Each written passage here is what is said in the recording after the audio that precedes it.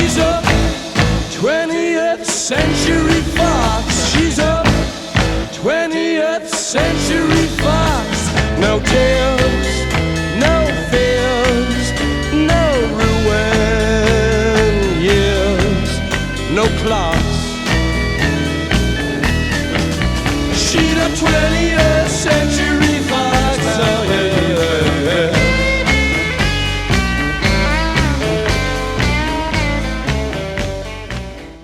Greetings and welcome to the inaugural episode of the Logo Corner, where the beginning and ending credits matter more than the movie itself. Today we're going to look at the history and legacy of a well-known logo that featured its majestic golden structure before many a famous and infamous movie alike, and sometimes had obnoxious searchlights that blocked half the screen. Seriously, someone should have taken care of that glare. Here it is, folks, the logo that represents the wondrous world of Art Deco architecture. The 20th Century Fox Film Corporation logo.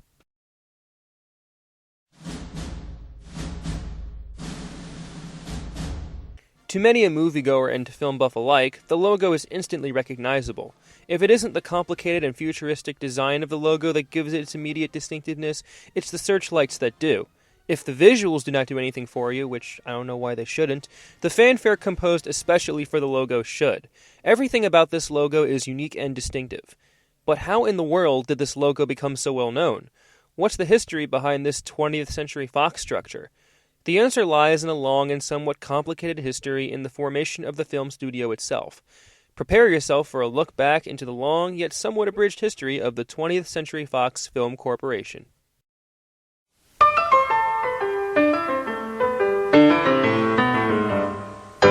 The entire story starts with William Fox, a Hungarian theater chain pioneer who created the Fox Film Corporation in 1915. Fox's main headquarters were in Fort Lee, New Jersey, where many of the first film studios were located. He also obtained property on the West Coast, where he established Fox Theaters in Hollywood. After some patent buying, Fox started the Fox Movietone news feature, which featured synchronized movie and soundtrack recordings. With the company's establishment came a rather simplistic logo. In fact, there are two known variants. The first variant consists of the words Fox Films Presents in a fancy but subdued font against a black background. The second contains the words William Fox Presents in the same font against the same background.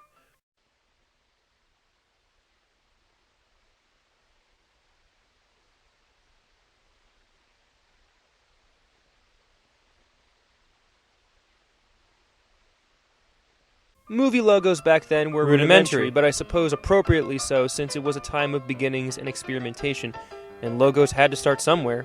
In 1927, Fox moved to purchase the Lowe family's holdings after the death of Marcus Lowe, who also established theater chains.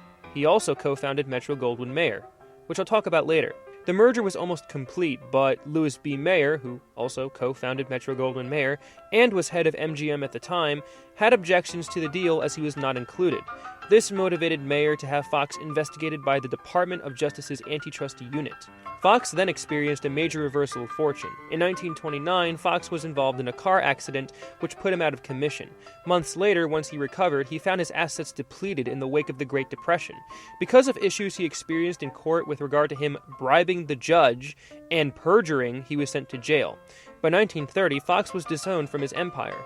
But under new leadership, the company was about to find refuge from its own demise. Fast forward to 1935 and 20th Century Pictures.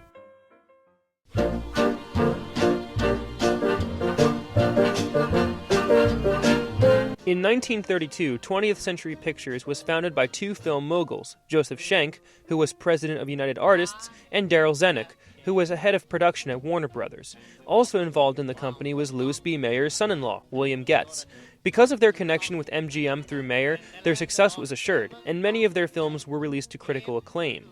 Unlike Fox Film Corporation, which possessed a simple but direct logo, the logo that 20th Century Pictures adopted was the logo that was to become the gold standard for the rest of this logo story. The logo that 20th Century Pictures had, well, was this.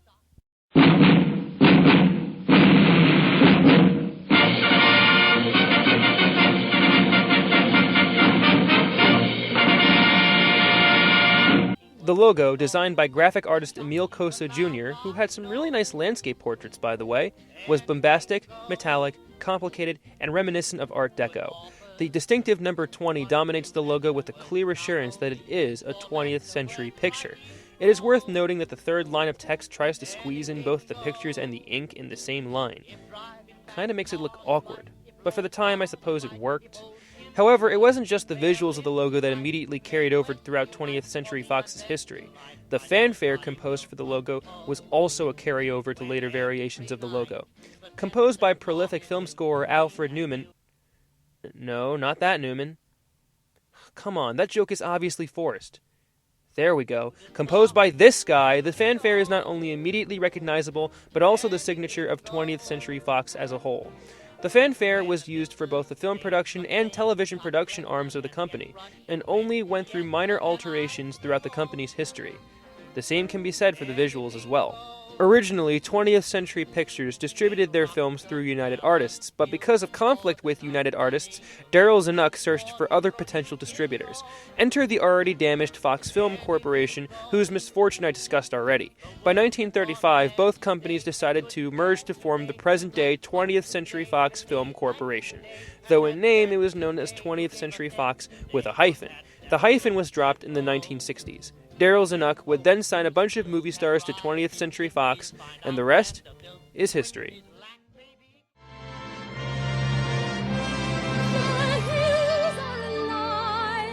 With the formation of the company in 1935 came a new logo, one that has become the reigning image of 20th Century Fox, and which has undergone many variants.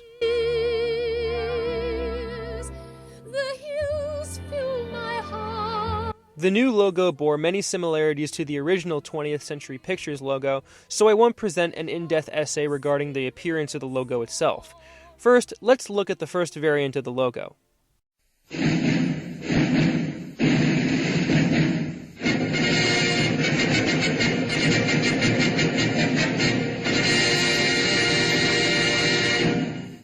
The main difference between this logo and the 20th Century Pictures logo is that on the third line of text, the picture's ink is replaced with a white fox, thus offering the final piece in completing the logo's classic design that has remained relatively unchanged since then.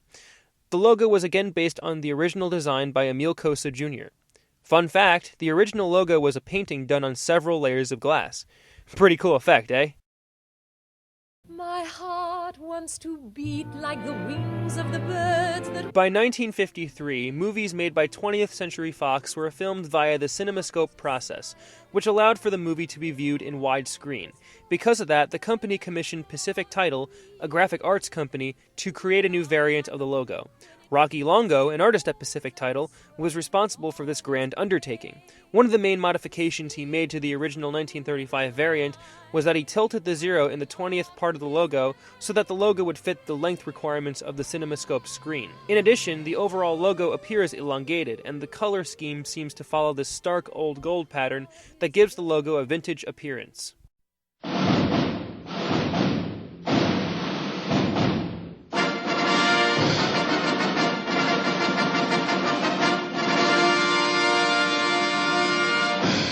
In addition, the music fanfare was given additional padding to fit the opening credits for the CinemaScope process.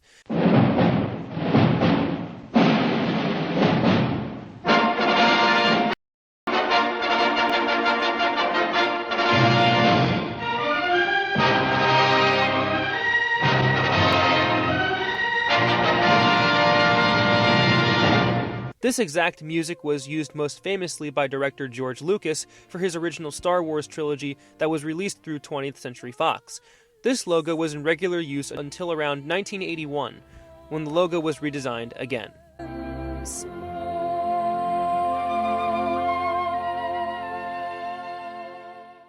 The logo was again redesigned by Rocky Longo, which again required a bunch of glass panels.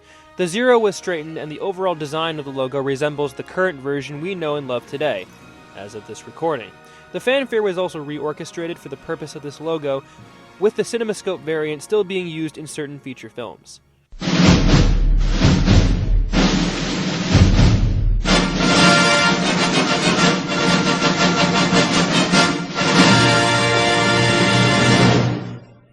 This logo was not in use for very long, as a new version of the logo was commissioned with the advent of CGI animation.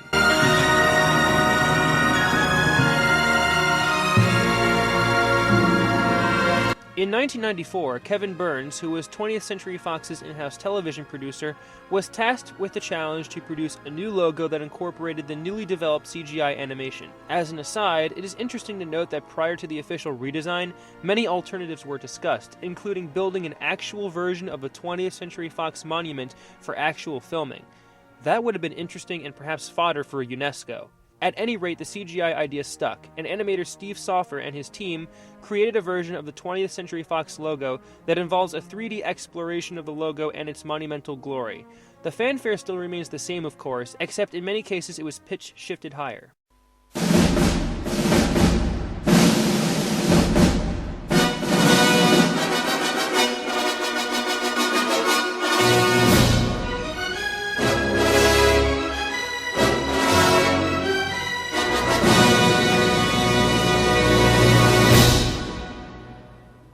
Aside from being treated to an 180-degree interpretation of the logo was accompanied with the byline that read, "A News Corporation Company," which was the case since the company was acquired by News Corp in 1985. News Corp was the owner until 2013 when the company was split into two. By that point, the byline disappeared. On the eve of the 75th birthday of 20th Century Fox, more logo variants were designed for the film studio.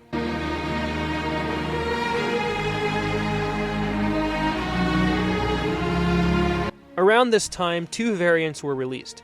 One was for the 75th anniversary of the founding of 20th Century Fox Film Corporation. The logo was reanimated for the purpose of the celebration. The logo initially proceeds similarly, where we start on one corner of the logo and then sweep around it to reveal the logo and its entire structure.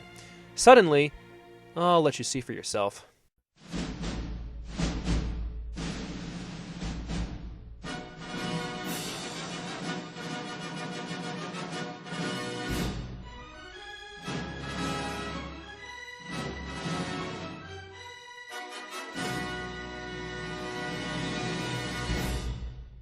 The number 75 and the word celebrating take up a significant portion of the logo by the end, obscuring the majestic 20th Century Fox structure. It's certainly an interesting twist on the logo, though that is not the only variant that appeared around that time. The other variant is a more generic form of the logo, which features the same sweeping animation and the same structure. The color palette on this design is a bit different, and the shadows and searchlights are also slightly different. The logo is also accompanied with some very nice Easter eggs if you look close enough.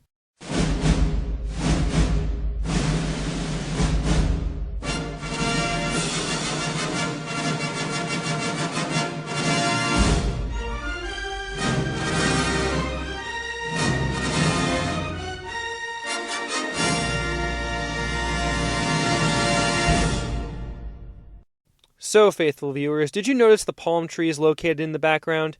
If so, good for you. You're an observant son of a gun.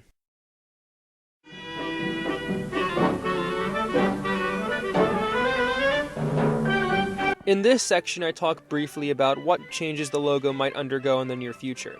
Since this is the year 2015, it's 20th Century Fox's 80th birthday.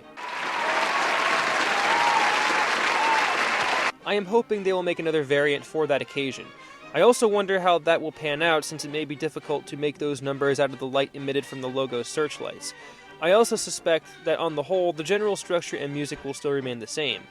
The animation and background might be redesigned to make the logo appear more current, of course. Since it is based on an antiquated Art Deco design, the designers probably may have to think of some ways to keep it current. As long as it doesn't feature something tasteless or gaudy, they can probably get away with adding more landmarks in the background, maybe some more stores or some highways. Overall, I'd say this logo is here to stay.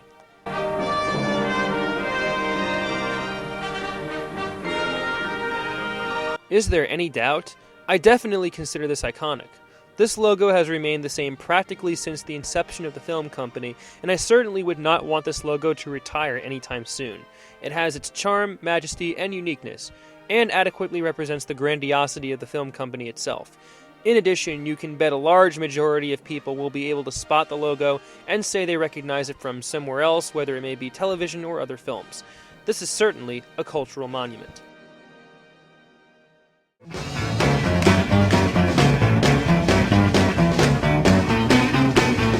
So, do I have anything else to say? Well, there are certain variants of the logo I haven't discussed, like the 20th Century Fox logo used in the Mel Brooks film Silent Movie, which was a painting on a billboard. That was pretty cool. And of course, we can't forget the many variants involving characters from certain movies such as Cannonball Run,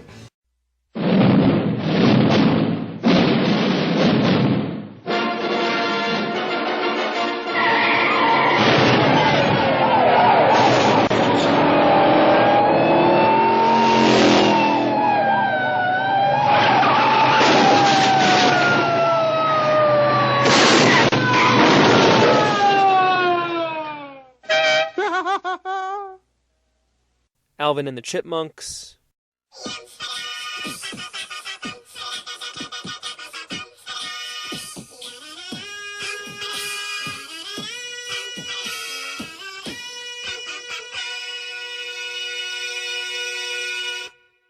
and the Simpsons movie.